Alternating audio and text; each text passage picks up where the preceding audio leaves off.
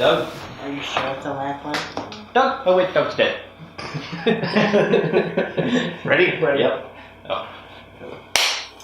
What is going on, everybody? Welcome back to another episode of Murata Media, and today we are doing something a little bit different. I have my friends Shannon, Jonah, and Doug with me, and today we are doing a roundtable discussion of Avengers Endgame. So guys, thanks for being here. Yeah. And Doug, thank you for coming up with this idea because I'm really excited about this. How about you guys? I understood.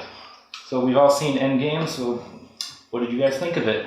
Well, seeing as I've seen the movies from 2008 to now, growing up with it as I did, I'm pretty biased, I'll be honest, but I really do think this was the perfect Marvel movie, besides Into the Spider-Verse that's ever been made. But, yeah, as I said, I'm very biased, but I do think this is the perfect culmination of what has been the past 11 years of what the MCU is. I think Kevin Feige really pulled it off. Okay. Jonathan? I already know that we're probably all going to be accused of being Marvel fanboys. Yeah, for sure. This is the internet. I'm alright with that because, as Doug was saying, I really believe that this was the perfect culmination of the Marvel Universe. Mm-hmm. I think it wrapped up so many character arcs in various ways, and we'll get to that later, but emotionally, I laughed, I cried, I raised my fist in joy, and it really brought home the fact that you care about these characters, that they matter to you, that even though they're fictional, even though they're from comic books, you still feel a sense of, these are part of your life. Exactly. These are like another set of family members to an extent, Yeah, they may not be real, but when they mourn, you mourn. When they laugh, you laugh. When they cry, you cry. And when they have a sense of accomplishment, you feel it with them. Mm-hmm. Mm-hmm. Yeah. Shannon, you got anything? Yeah, ditto. Come on, man. You gotta go into more than that. They basically said everything I got to say on that. Well, it's a great movie, great culmination of everything that they've worked for what? Over a decade? Yeah, a decade now. Iron Man came out, I think, 11 years ago, 2 days ago, something like that. Just crazy to think, because I remember seeing that movie when it first came out. And I never thought that it would, be this huge universe. What is it, 22 movies in now? Yeah. Or is it 23? 22. We're about to, at least within the next 2 years, we're going to be hitting 25, 27. Obviously, people love the movie as much as they did, and one thing that I've heard particular praise for, because it is true, is the acting.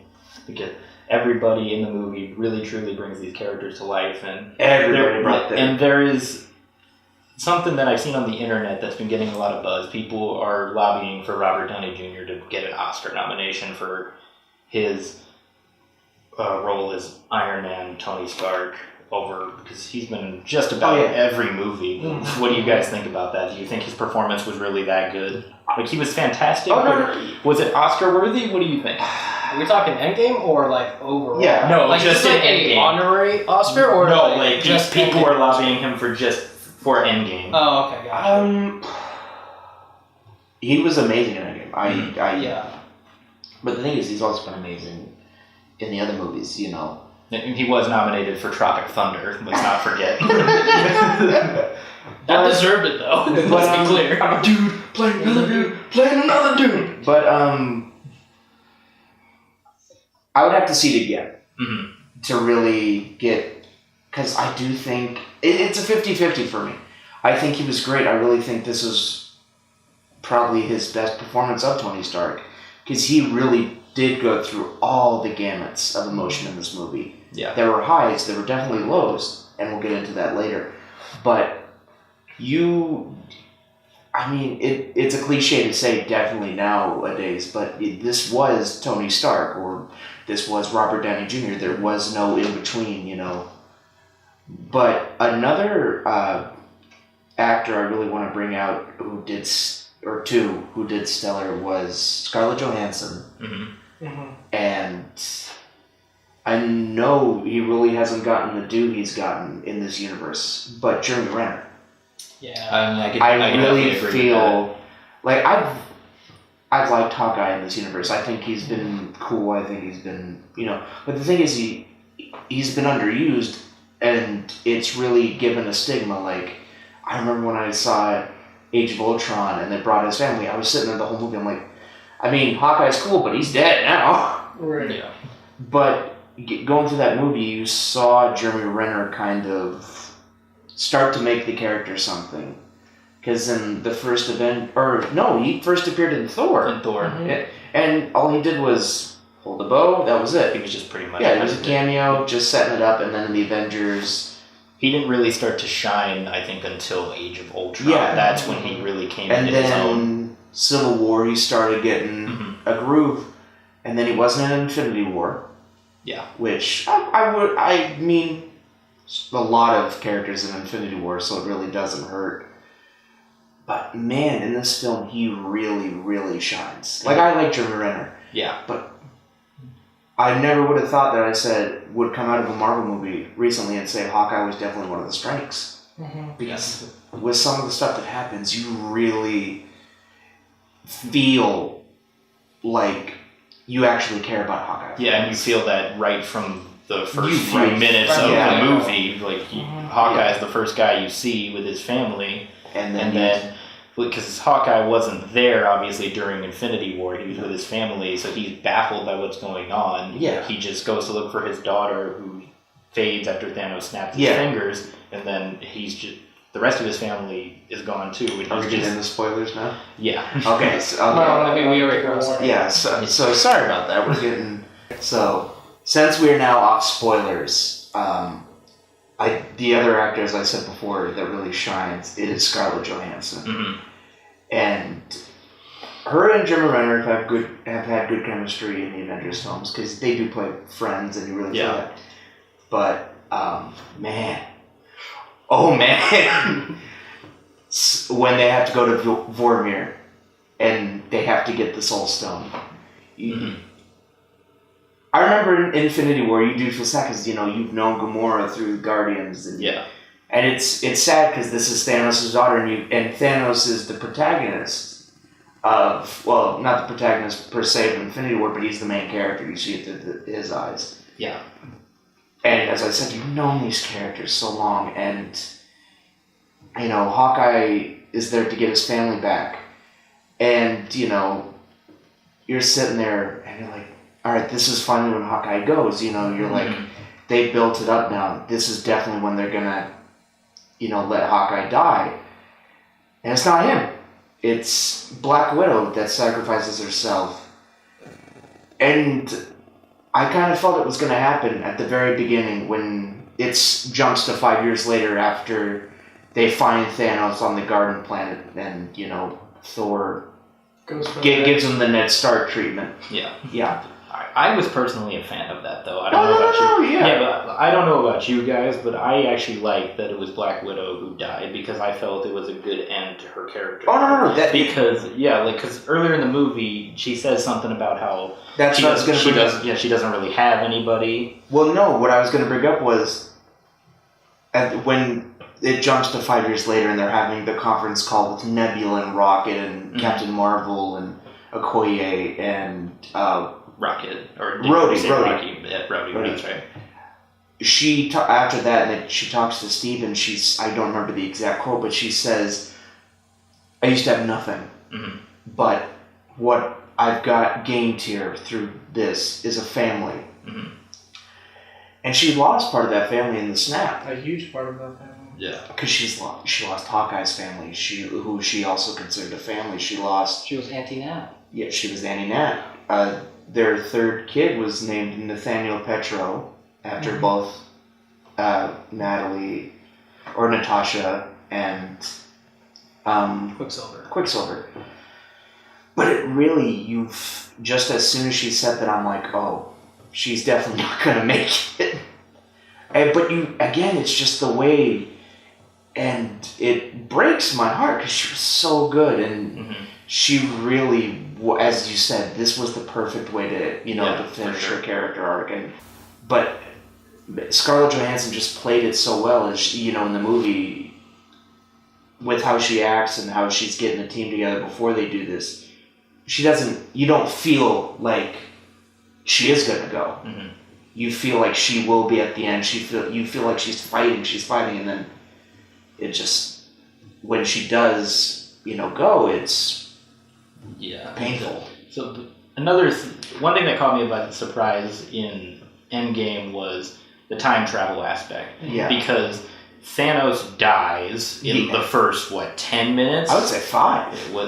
But he dies in the first couple minutes of the movie. Yeah, when that happened, which is unexpected, but good. It was unexpected because I was like, so what's the conflict now? And then when Ant-Man makes his way out of the quantum realm where he was left at the end of when they jump 5 years later, he says they can go back in time because he says that he was only in the quantum realm for him for 5 hours, when in reality he was in there for 5 years. Right. And then that's when I got a little worried, because time travel has the potential to absolutely destroy a plot.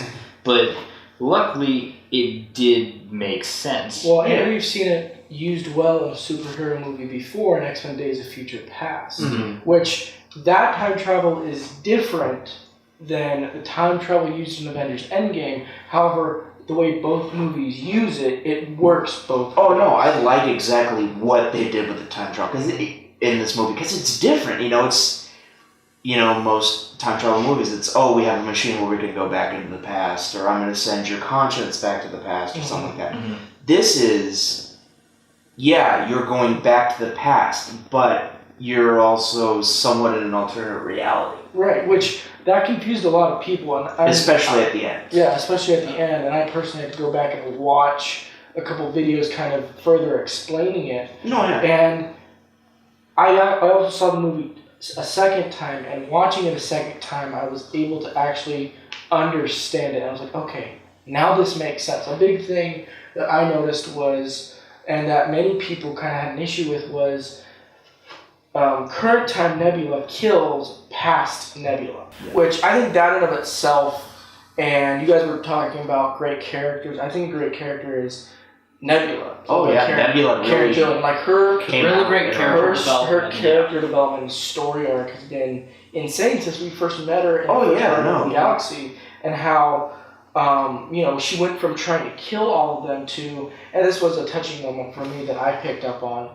when they land, when her and Tony are brought back to Earth by Captain Marvel. Yeah. And while Tony's being led away by Captain America and Pepper Potts, it's her and Rocket. Rocket walks up to her and she grabs his hand, which that's a big thing for both characters. Yeah. And there's not a word exchange between them, and it's, again, no words, but you could feel. Yeah, and it was the classic movie rule of show, don't tell. Exactly. And I think this movie did that overall really well. Because it knew when to have the characters explain things and talk through things. And then it also knew when to kind of take a step back, not have any dialogue, and just let things play out. Visual stories. Visual storytelling. Mm-hmm. Was there anything else that you guys liked as much as you did that you felt like, oh yes, that absolutely worked? Captain America with Thor's hammer. Mjolnir. That surprised me a little bit, because I was like, wait, hold on. But then I remembered in Age of Ultron when they're kind of messing around and Captain America's, it moves a little bit and Thor's like, whoa. Thor gets worried. I love how he just says, I knew it. and I feel like it's been building up for a while. Yeah. And it's actually interesting because I saw a lot of people were kind of bugged by that. They were like, well, how can you lift up Thor's hammer? Like, why was he not worthy before?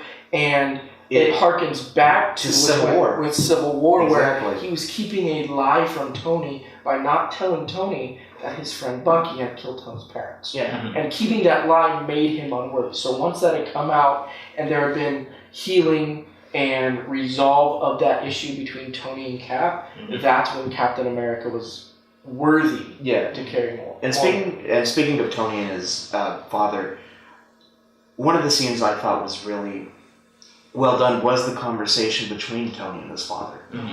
Because through all these movies, Tony's both resented, felt like he was living in a shadow and wasn't living up to what his father was, to an extent, even with all his success. And the conversation between them when they're talking about, because in the movie, as we said, it jumps 5 years later. And when they get to the 5 years later, Tony has basically gone off the grid to an extent. He's married Pepper Potts and he's got a daughter, Morgan. And they're having this talk about, you know, fatherhood, and he's asking, you know, Howard, you know, what are you feeling, and, you know, are you excited for this child? And, you know, and Tony's probably sitting there thinking like, oh, he's gonna say, you know, it was an accident or something like that. And then Howard just says, you know, I'm scared. You know, and you see that in you just a sense of humanization of the character, but there's also a sense of respect and love now on Tony's face with his father, like oh, he really did care. Well, and Howard Stark even says that later on, where he's like, the kid hasn't even gotten here yet, but I would do anything for him. Yeah. And you can see how that entire interaction affects Tony, and how, you know, in the first movie we meet Tony, and in a way he's rebelling against his father, even though his father isn't there anymore. Yeah. He's rebelling against him by saying, I'm my own man, I'm doing my own thing.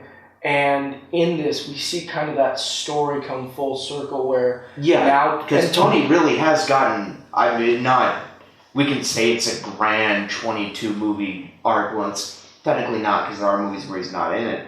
But think about it. What other, you know, character has had this grand of a arc? Besides, there are not many. Yeah, it's this large arc that's taken, you know, effectively 11 years to play out. And same with, you know, Cap. Well, it's a shorter distance because 2011 to now, 8 years, but it's still these long arcs that do get paid off. Well, and we see that too when Tony kind of addresses that initial resentment that we see in 1 and 2, first and second Iron Man, when he says, I used to resent my dad. Yeah. But now I only remember the good times. And so you can see that he's moved on from that as well. And I think honestly Civil War helps that, because not only does he understand what happened, but now he has closure there, and that allows him to move on and, like he said, remember the good times. And puts us in the situation we get to later. I think, though, that I'm glad you brought that up, because I think one of the overall themes of the movie is regret. Yeah. And fear of just screwing everything up, because each character kind of has that regret, like Tony with his father. Well, I was hearing that each character deals with the snap. Each of our 6 main Avengers deals with the snap in a different way, and it shows. Like, especially Thor. Man, I never thought I would look better than Thor in a movie, but somehow it happens. Yeah. Well, and I think what they do with Thor is honestly genius. Oh no, yeah. You have the characters who, in a sense, have moved on. In Captain America, to some extent, not completely, obviously. Tony, who he has moved on. But also not to a full extent. Well, and no one's moved on to a full extent. Because half the world disappeared. Each character, they don't, they have their own regret in the past, not just in the present, because he goes back and he sees Peggy at the military base, and he has that regret of, not being with her. Not getting that last dance. Yeah, and Thor, he didn't save his mother when he goes back to Asgard. And she tells him it's okay. Yeah, because she knew it was going to happen. Which, that was a big complaint with Thor the Dark World, is that it seemed like Thor, after his mom died, there wasn't really any emotion there. That was a huge thing. That was, probably the most forgettable movie in the entire MCU. Captain Marvel. I don't even remember what happened. Easy, cowboy. Captain Marvel, it's more fresh in my mind, though, so it wasn't that bad. But speaking of things that were bad, obviously no movie... Captain Marvel. Okay, Jonah, we know you. Just shut. We know you did like Captain Marvel, dude. No, I just don't... No, nobody knows that except for us. I just don't like how they used her in this movie. I will agree. She did... Segue! She was barely in it. Well, and she was in it as kind of this OP character. She's there to be Deus Ex Machina. Yeah, that's Pretty much, yeah. But the thing is, it built up as she's going along for this ride, and she's there, saves Tony in the beginning, goes with them to kill Thanos, and then is one of the group kind of FaceTime things after the 5-year jump, and we don't see her again until the end. Yeah, she doesn't show up until she crashes through that ship and just destroys it. Which, don't get me wrong, it's a cool scene, but Mm-hmm. the way they built her up, you'd think, okay, she's gonna be able to, pair up with the Avengers. She's gonna be able to butt heads with Tony or Steve, and You'd think she'd be a bigger part, but she Yeah. really wasn't. No. That was one of my biggest. And I complaints. like the character. Don't get me wrong. Yeah. But I would have liked to see more. That's one of my gripes. One of the two other big ones that I've heard personally, from reviews I've watched and from other people I've talked to about the movie, is that one, the movie is too long, and it is a long movie. It's a long movie. 3 hours and But 1 it's minute. it's finishing up 22 movies. Yeah, If you think it's too long for that, For me personally, that's just what I've heard. But for me personally, it didn't feel like 3 hours. No, because I was enjoying myself. Exactly. The pacing was perfect. Mm-hmm. Because when it needed to drag, it dragged. When it needed to speed up, it sped up. Mm-hmm. There was no moment where I checked my phone or sat there going, okay, come on. It's just, Right. it was going. And Yeah. Even the parts where it dragged, it was still pretty good. yeah. Well, and I watched a review where they talked about, and I completely agree with this, that in the parts where it's slow, because I heard from a couple people that didn't like the first act because they said it was quote unquote slow. But it needed to. I heard that too, but it needed to build It everything needed up. to build up the characters. It had to humanize the characters for us. I heard a perfect representation of what the 2-movie arc is for Infinity War and Endgame. Infinity War was, set piece, move. Mm-hmm. We got a plan, we gotta go. Here is, you're left to linger. You're it's letting the characters kind of breathe and realize the failure, but it's also letting them grow. It's letting them, and there's also the character interactions, like you said, Thor and his mom, Tony and his dad, Steve and the glimpse of Peggy, or the Ancient One, Bruce, which was a good character interaction. Yeah. But I understand where some people can come from, but I'd say this is the perfect length it needed to be. Yeah, because there's no way you Even could with just the shorten everything down to, say, an I mean, hour and a half. It's impossible. that It would have been a 2-parter. Well, then it's also meaningless. Like thing is, with each of these characters, they're so much larger than life. They are so huge. They have such a huge following that it's almost as if with every movie that they're in, you have to humanize them. Mm-hmm. You have to rehumanize them because they are these larger than life characters, and we care about them, and we invest ourselves into their story. So when we see them fail, when we see them deal with bad situations or make mistakes, which that's a huge thing, especially in more recent films, is that allows us to connect with them. Yeah. And as you were saying, I can understand why people would think, oh, this is too slow, like they need to action.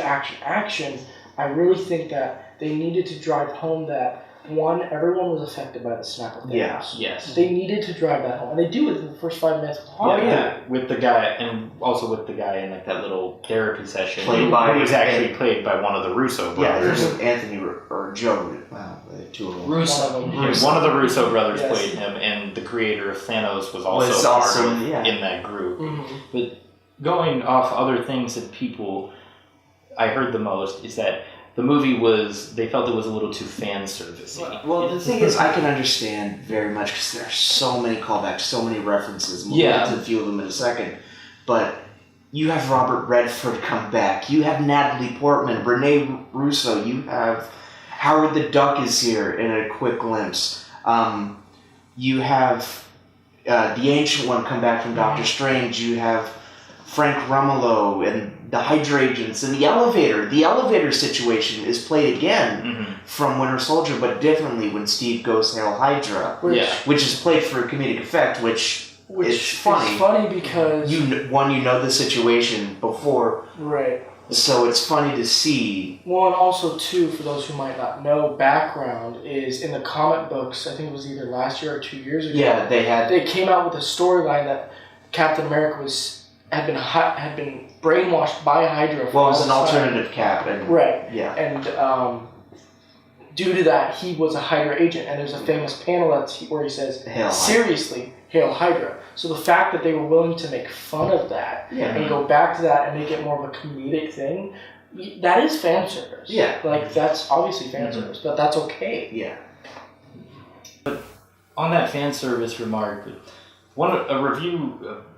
movie reviewer that we all watch on YouTube, Chris Stuckman, he made a good point. He was like, I believe what he said was, isn't your goal as a filmmaker to service your fans in a way? Yeah. I mean, and I kind of get that, but there is a way when it's going overboard. But specifically, like, there's parts, sprinkled throughout when it's basically like, hey, do you remember this? Remember this? Remember when this happened? Yeah, but this was the movie that had to be it. Yeah. Because you're ending so much. You had to be like, okay, we've kept these away for a while. We didn't want to get all fan servicey. We didn't want to, paraphrase, blow our load, per se. But this was the movie that had to have it done. This had to have the cameos it needed. This had to have the Easter eggs. This had to have the nods. This had to have... Because, it had to... this is the end of the MCU as we know it. Not quite, because Spider-Man Far From Home is coming out this summer, but I know what you mean. I consider it the end of an era. It's the end of the era, and it's the end of how the MCU is set up as it is, in my opinion. Yeah. We're not going to have what we've had before. It's going to be different, but this is why it needed to be fan service. But the best time for the fan service was obviously right at the end, when it's just Captain America up against Thanos, and you can hear Sam Wilson on the other end of the headset, and you're just like, oh, they're back. This is where shit is about to go down. On your left. Yeah. Which, again, that's another callback. And for me, that was one of the most powerful scenes, was when it's Captain America standing with his broken shield, battered and injured from facing Thanos' entire army, where you're like, this is it. Like, this is the final battle. And then... It was just, him, Iron Man, and Thor, the rest of the Avengers. The original three. Yeah. The original three. And that's the moment, though, like, that you kind of dreamed about when you were a kid, seeing all of those characters on screen together. Yep. And it kind of just makes you smile almost, because it gives huge smile. It gives you a nostalgic feeling. Yeah. It makes you happy. Just, as I said, seeing these characters, big or small, that you've gotten to know, and it's, whether it be, the little nods, like Howard the Duck coming with the Ravagers from the Guardians movies, or Wasp, or seeing the people we saw dusted away, like Spider-Man. One of the touching moments was Spider-Man or Tony Stark hugging Spider-Man after seeing him again, because he knew he got his son back. And going back to the whole thing about regret. Yeah. Now, since we're talking about the ending, we really have to talk about the ending. Because Peter Parker gave us probably the two lines that made us cry the most. Well, one being in Infinity War with Mr. Stark, I don't feel good, and this one being, we won, Mr. Stark. Yeah, so the father of the MCU, as we know it, Tony Stark, wields his Infinity Gauntlet to snap away Thanos and his forces, and ultimately sacrifices himself to save, the world. Or actually the universe, because Thanos was going to reset the universe. And it's great to see him sacrifice, because it's a callback to the original Avengers when Cap and Tony were kind of going at it. Cap says, you would never lay your life down on the line of the big moment when it needed to be. Yeah. And he does. Iron Man's my favorite hero. And as I said, I've grown up watching these movies. I've grown up watching Robert Downey Jr. play this character.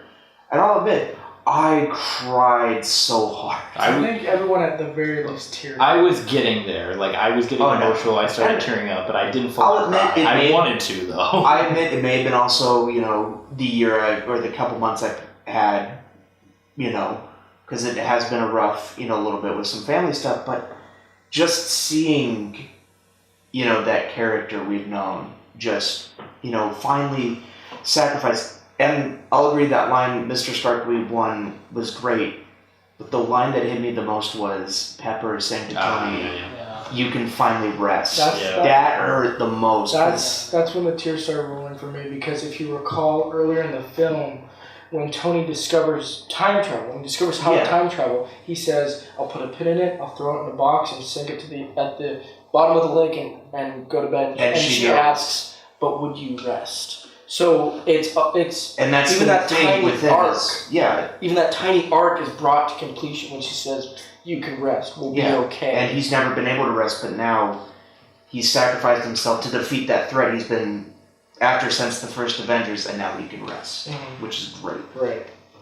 So we, as I said, Tony Stark dies, and we get to the funeral at the house, and you see all the franchises represented, and you see all the characters we've gotten to know on the dock. And you get to see all the people that Tony Stark has touched. Like, even there's that one character, Harley from Iron Man 3. Everybody, was like, who's that kid? And that also kind of goes to show you how forgettable of a movie Iron Man 3 was. Oh, you I wasn't. Iron Man 3 is... It wasn't... It's good. It wasn't awful. It was good. I enjoyed it. it. But everybody was like, who's that kid? I was one of them. Then I was like, oh, it's that. And I remember all the things that he did for him. And that kind of goes to show that even if, you may not remember what you did for someone, they always will. Yeah, and it's a perfect life lesson to learn out of these. Absolutely. And I thought the placing of each of the characters was awesome, because at the forefront you have Pepper and Morgan, and then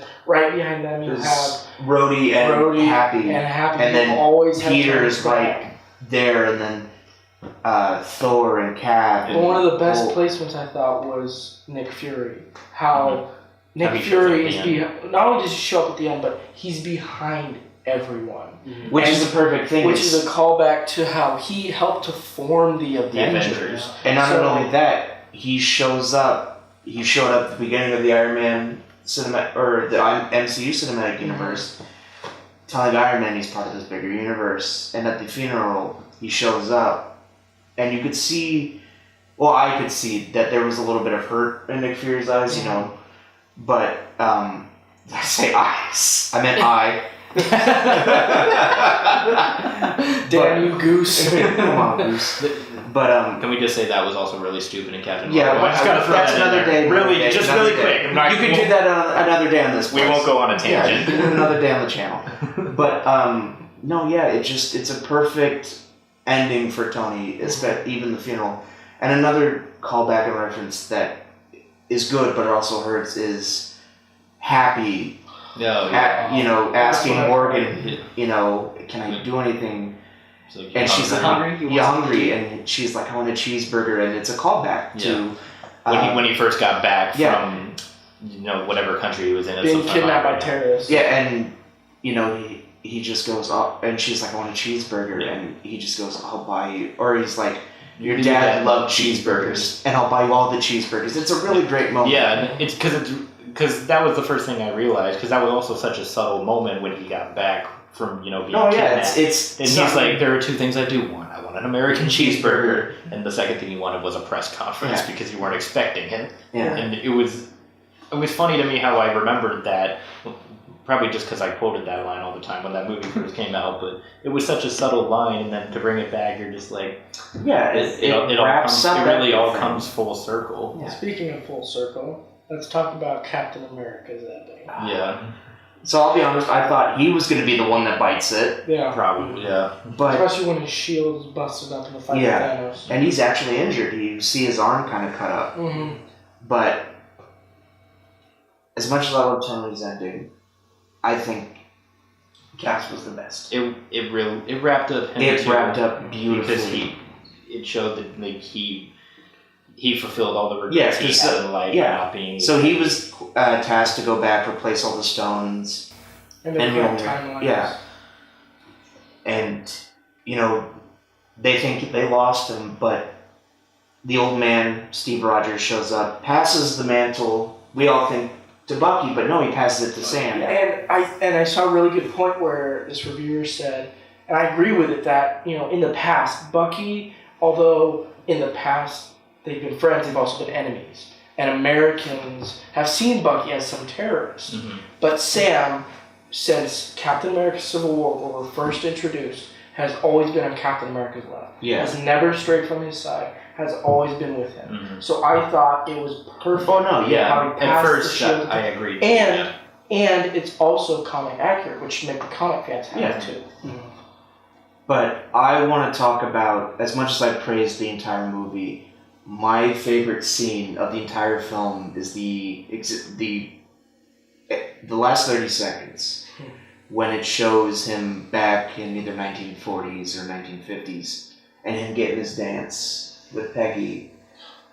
You know, they're married now, and it's the song perfectly accentuates the mood, and seeing them together finally, you know, he's finally got what he always wanted. Mm-hmm. Yeah. You know, it took him so long. He had to fight so much, lost so much, Yeah.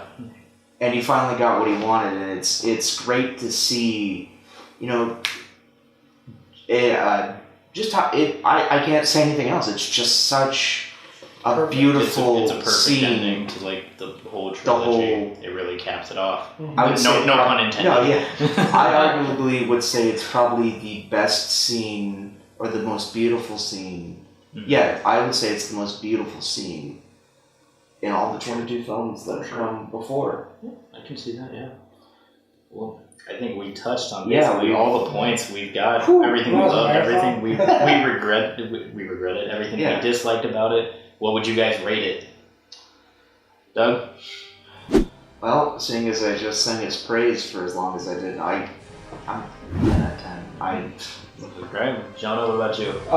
Short of those few issues that I might have had, I really truly believe that this was the perfect ending for the Marvel Cinematic Universe as we know it now. Mm-hmm.